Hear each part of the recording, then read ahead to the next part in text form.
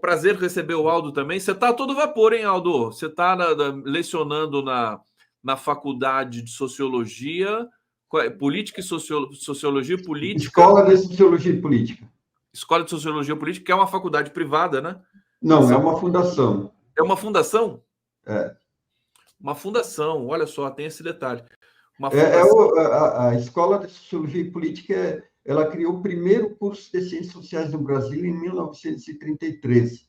Ela nasceu como Escola Livre de Sociologia e Política. Aqui se graduou Darcy Ribeiro, o Sérgio Buarque de Holanda fez pós-graduação aqui, tinha mestrado e doutorado aqui até os anos 80, depois foi suspenso, né? Por aqui passou Florestan Fernandes, até o Fernando Henrique Cardoso, o ministro Lewandowski foi aluno, professor e diretor aqui. Mas a faculdade ela não é gratuita, ela é gratuita? Não, não é gratuita, é uma não fundação privada sem fim lucrativo. Perfeitamente, sem fins lucrativos. Olha, você está muito feliz lá, né? Você adora a faculdade, eu conheço muita gente. Eu tive que voltar aqui para a direção acadêmica esse ano. Eu já fui diretor acadêmico aqui no passado, mas por uma série de circunstâncias, eu tive que voltar aqui à direção acadêmica. Mas eu falo aqui como professor, né? Aldo Fornazieri, você tem observado muito aqui o bastidor político. Seu último artigo ali no 247 fala exatamente disso. O título é Governo Lula, uma crise de comando. E eu queria que você nos introduzisse um pouco a essa reflexão. Quer dizer, está todo mundo acusando essa percepção, o próprio governo acusando essa percepção. O que está acontecendo, Aldo Fornazieri? Como é que está esse Lula 3 para você? Bom, eu acho que está bem difícil, né? E bem preocupante, porque se o governo não deslanchar, se o governo não sair dessa crise, eu acho que o risco de perder a eleição em 2026 é muito grande. Aqui em São Paulo, a gente observa muito toda a movimentação do governador Tarcísio, e evidentemente que ele está se preparando e montando uma estratégia para ser candidato a presidente da República. Então, é bem preocupante, porque aqui em São Paulo, as pesquisas mostram que o Lula está caindo e o Tarcísio está crescendo. E o Lula está perdendo apoios em áreas que são tradicionalmente petistas, inclusive no Nordeste. Então, esse cenário todo é muito preocupante. Eu acho que é uma crise do governo. E essa crise é uma crise de comando. Porque eu vejo o seguinte, tem um paradoxo que o governo deveria explicar. O país não está mal na economia. O emprego cresceu, com desemprego de 7% aqui no Brasil, nós temos praticamente um pleno emprego. Claro que muita gente argumenta que tem emprego precário e tudo mais, isso é verdade. Mas a renda subiu, a inflação está controlada, tem uma inflação de serviços e alimentos, mas no fundamental a inflação está controlada.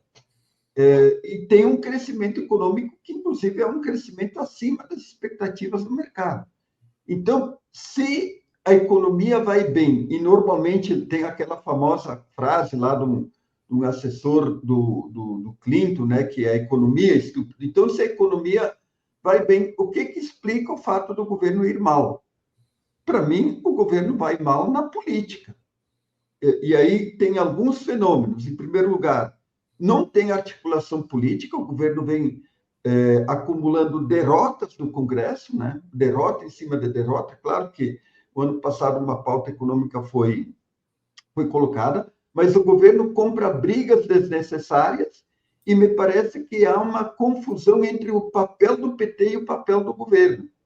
Então, tem determinadas pautas, que são pautas de costume, mas que você tem que disputar os valores, que o governo não deve se meter, e se mete. Quem deveria se meter? A bancada. Tem que distinguir o que é o governo e o que é a bancada do PT.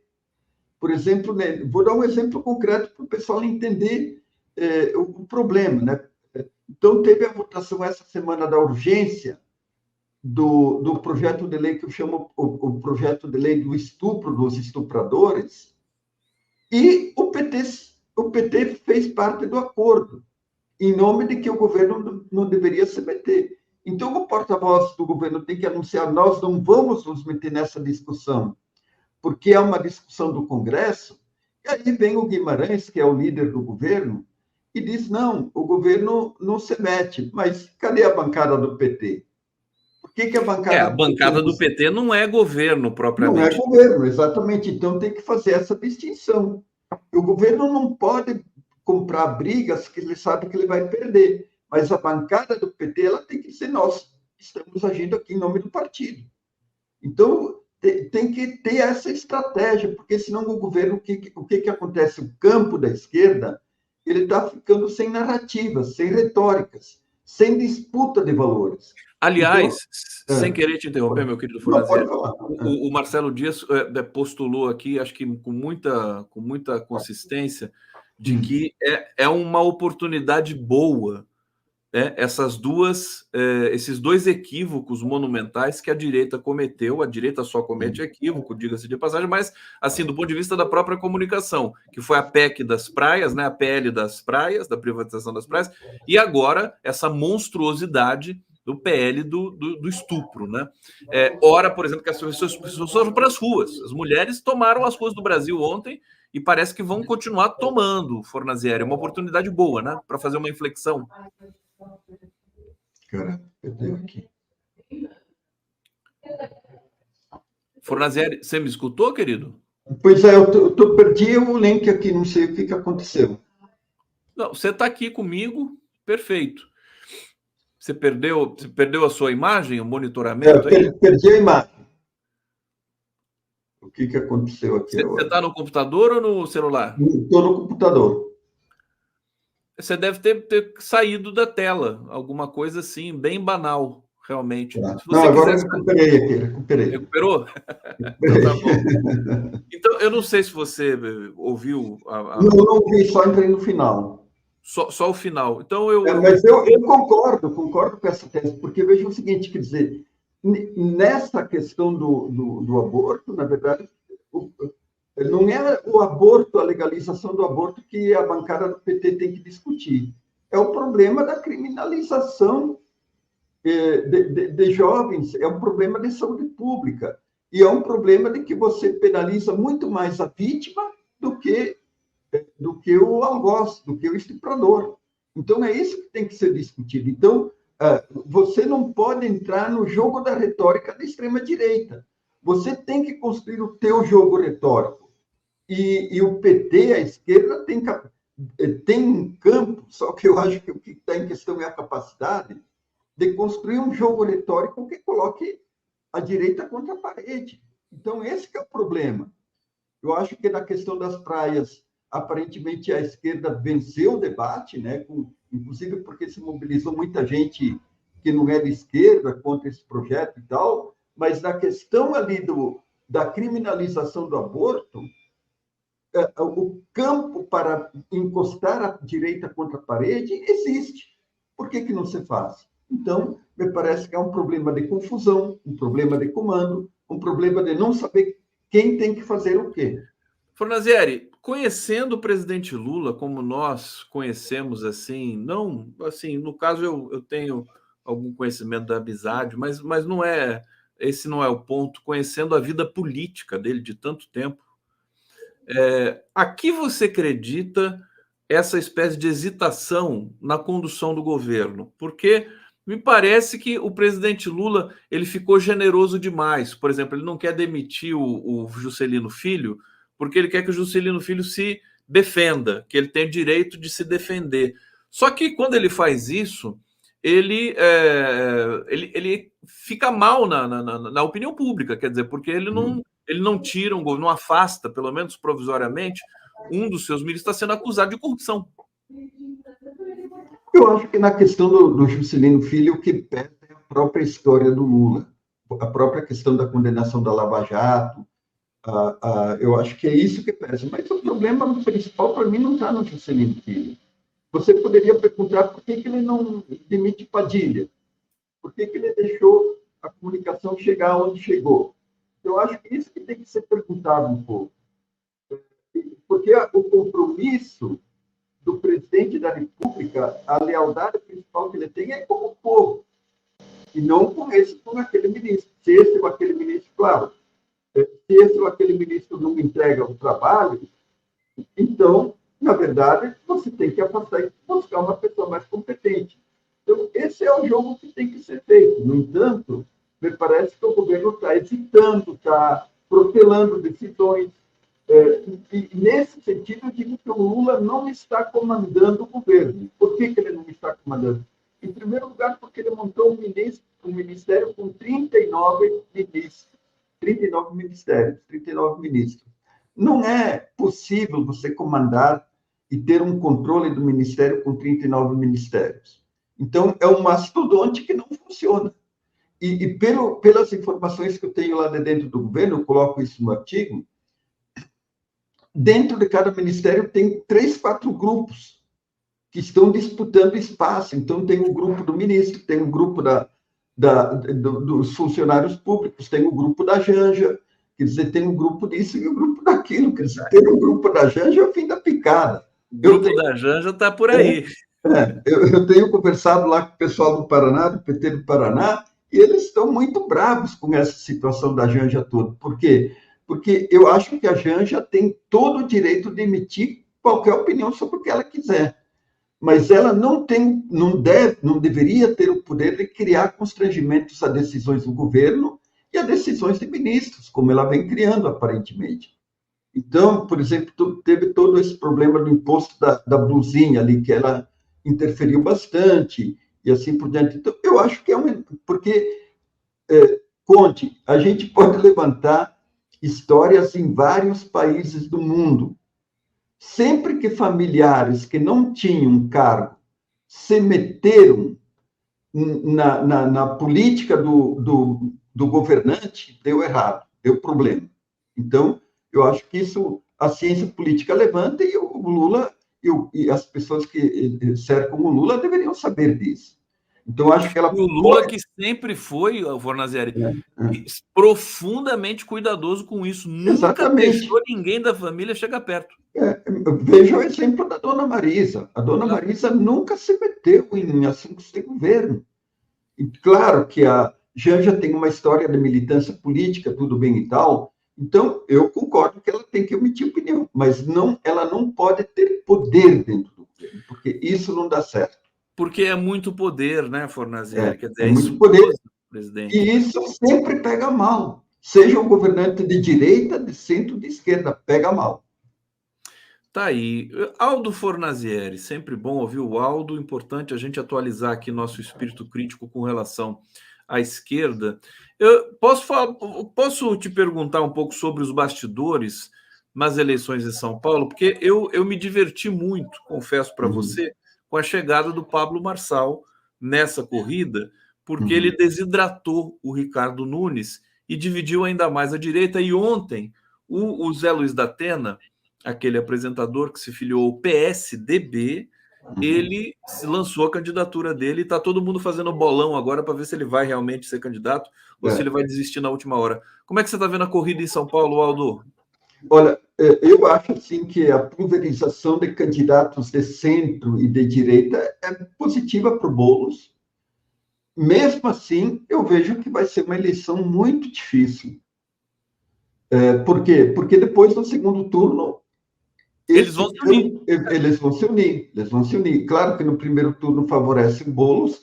Eu penso que é impossível o Boulos ganhar no primeiro turno, e aí vai ter essa união. Claro, o Boulos tem que trabalhar, ao menos, para atrair a Tabata Amaral, alguma coisa assim, para um eventual segundo turno. Mas por que é uma eleição muito difícil, né? Quer dizer, se você for pegar as pesquisas em relação ao governo Lula, você vê exatamente na própria capital, onde o Lula ganhou e o Haddad ganhou contra o Tarcísio, você vê um crescimento do Tarcísio e um declínio da avaliação do governo e do próprio Lula. Então, isso é preocupante. O Boulos ali, ele saiu bem na frente, depois houve esse empate técnico. Vamos ver agora como é que vai sair a próxima pesquisa, tendo em vista essa possível pulverização de candidatos de direita, mas é muito preocupante. Exatamente por conta dessa polarização toda. E penso assim que o Boulos cometeu também alguns erros. Por exemplo, eu acho que o Boulos não deveria ter sido relator na comissão de ética lá do problema do Janones. Eu acho que ali ele já abriu um flanco. E quando você vai para uma disputa, principalmente majoritária, você tem que ter todo o cuidado para não abrir flancos. E a candidatura do Marçal, e já há indício disso, ele vai ser uma ponta de lança, uma espada encostada no pescoço do Boulos. Ele vem fundamentalmente para criticar, atacar e polarizar com o Boulos. E vai deixar mais ou menos o caminho livre para o Ricardo Nunes construir uma candidatura um pouco mais moderada, talvez para capturar votos mais decentes, tudo mais e tal, mas o Marçal, ele vai desencadear uma verdadeira guerra contra o Boulos. Disso não temos que ter a menor dúvida. A gente pode estar até subestimando também, né? A gente, quando eu digo a gente, eu digo eu, né? Porque eu, a princípio, pensei que o Marçal fosse algo deletério apenas para o Ricardo Nunes. Não Na verdade, ele vem realmente, como você está dizendo agora, me dei conta disso. Quer dizer, ele polariza com Boulos, ofende, insulta, briga, e aí abre caminho, abre a avenida para o Ricardo Nunes desfilar o seu carro alegórico. Para ocupar um espaço mais de centro. Ocupar o espaço de centro e tudo mais. Mas a briga tá feia ali também, porque o Nunes não quer a indicação de vice do Bolsonaro. O Bolsonaro quer indicar o vice, que é aquele cidadão da rota, que é ultraconservador, extrema-direita e tudo mais. Isso ainda está causando bastante barulho ali na campanha do Ricardo Nunes. Fornazieri, o que você achou da declaração do Zé Guimarães? Você deve ter lido, né? Sobre o que ele diz ali, que o governo está realmente desarticulado, perdido, que ele sofre muita tensão com isso. Você chegou a ver a declaração dele? Eu vi, mas é isso que a gente vinha dizendo, que nós dissemos no próprio artigo dessa semana, né? Quer dizer, o governo não tem um centro de comando. Veja o seguinte, todo um governo, todo aparato de poder tem que ter um Estado-Maior. Quem é o Estado-Maior do Lula? Então, quando o Zé Dirceu era chefe da Casa Civil, aparentemente o governo tinha um Estado-Maior, porque ele articulava os principais componentes do governo, o Gusquem, tantos outros e assim por diante, que davam um comando ao governo. O que acontece agora? Então, o Lula é o príncipe, né, no bom sentido do termo, e ele se relaciona meio que pessoalmente com cada auxiliar aí, Eita, não sei por que acontece isso aqui. Ele se relaciona meio que pessoalmente com as figuras. Parece que ele tem hoje uma relação muito mais forte com o Rui Costa, né? O Rui Costa, nesse momento, é o homem forte do governo. E aí veja o seguinte, quer dizer, então o próprio Lula emite uma série de sinais ambíguos dentro do governo. Vamos pegar a questão da política econômica do Haddad. Em parte, o Lula ajudou a criar uma crise na política econômica do Haddad, na medida em que ele sempre jogou de forma ambígua, nunca apoiou claramente a questão do ajuste fiscal, e aí, então, ele emite sinais que o mercado fica inseguro. E numa economia capitalista, o que você tem que ter? Você tem que dar horizontes de previsibilidade para os atores econômicos e sociais.